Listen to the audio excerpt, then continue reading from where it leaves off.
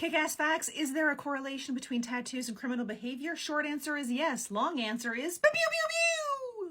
While in the past tattoos were considered tribal, they were also used to signify the stigmatization of certain deviant or marginal social groups, such as convicts. In ancient Greece and Rome, tattooing was used to mark the bodies of criminals. During the Edo period in Japan, irizumi, traditional tattoos, were used to permanently label the offender by describing the crime they had committed. Each region had its own version of irizumi. I hope I'm pronouncing that right. For example, in Hiroshima, first-time offenders received one line etched on their forehead, followed by another for their second offense, and a final line for their third crime, which altogether created the shape of the word dog. In 18th century France, criminals were inscribed with a letter to denote their crimes. However, Greek historian Herodotus, circa 450 BCE, stated that amongst some groups, tattoos were a mark of nobility, and to not have them was a testimony to low birth. Deviance sociologist Angus Vale talked about tattoo prejudice when he was describing security guards' responses to his exposed or not exposed tattoos.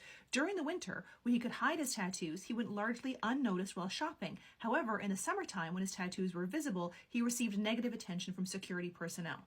Research often suggests that individuals with tattoos commit more crime, are disproportionately concentrated in offender and institutionalized populations, and often have personality disorders. A 2010 study tested the thesis that people with body art are likely to report higher levels of deviancy. They surveyed 1,753 American college students. The survey asked the students to report their level of body art along with their level of past deviancy. The researcher said those with low-level body art are what he calls the rose and dolphin crowd. They are not much different than anything else, but something happens, he adds, when a person goes heavy on the ink. His findings showed that the heavier the rate of procurement of body art, the higher the rate of deviancy. They are 10 times more likely to have an arrest history, a 4-fold increase in drug use other than the wacky tobacco, and there's a 5-fold increase in having 9 or more sex partners in the last year. Although the takeaway is if you're part of the rose and dolphin crowd, it's like you don't have a tattoo at all.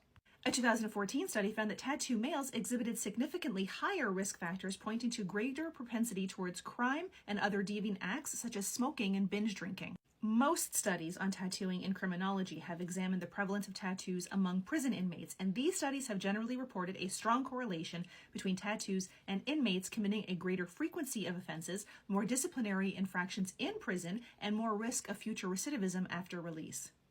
A 2013 study of Florida prisoners found that inmates with tattoos had a 24.5% greater odds of committing an infraction while incarcerated compared to inmates with no tattoos. Parolees with tattoos were also more likely to engage in crime after release compared to those with no tattoos, and the risk of recidivation within 3 years after prison release was 42% greater for inmates with tattoos than those who had none.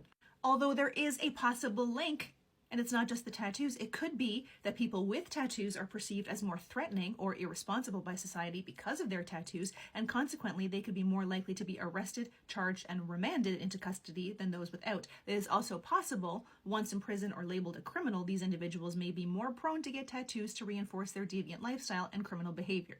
Tattooed juvenile detainees were significantly more likely to commit fraud, assault, drug abuse, and homicide by 3, 13, 9, and 9% respectively. In contrast, tattooing was not significantly associated with larceny or robbery.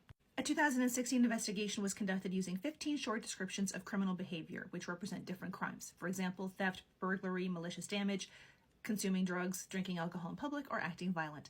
The participants had to rate from 0 to 10 how they would react in these situations. A total of 110 people were part of the study. The average age was 23 and a half years old. 66% were male, 34% were female, 55% had no tattoo, 45% had tattoos. The results. There was no significant difference between the attitudes of men and women. No significant correlation exists between the number of tattoos and the criminal behavior score. There is a significant difference between participants with friendly tattoos and participants with aggressive tattoos regarding their inclination to criminal behavior. I have a friendly tattoo of Zool, but she's an aggressive dog. Where does that? Doesn't matter. There is no difference between people whose tattoos are visible and people whose tattoos are invisible regarding their criminal behavior. In another study, however, 92.7% of people said they thought tattoos had become more popular within the past decade, so future studies may yield different results.